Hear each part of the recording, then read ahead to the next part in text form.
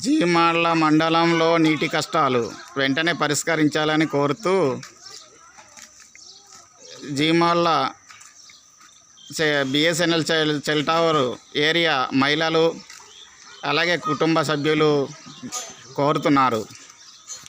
జీమాళ్ల మండలంలో జీమాళ్ల గ్రామంలో MPDO office పక్కన అలాగే ఎంఆర్ ఆఫీస్ పక్కన ఉన్న ఐటీడీ క్వార్టర్స్ కాలనీలో 25 కుటుంబాలు జీవనం సాగిస్తున్నారు. వీరికి ఒకే కుళాయి ఉండటం వలన నీరు అందక తీవ్ర ఇబ్బందులకు గురి అవుతున్నారు.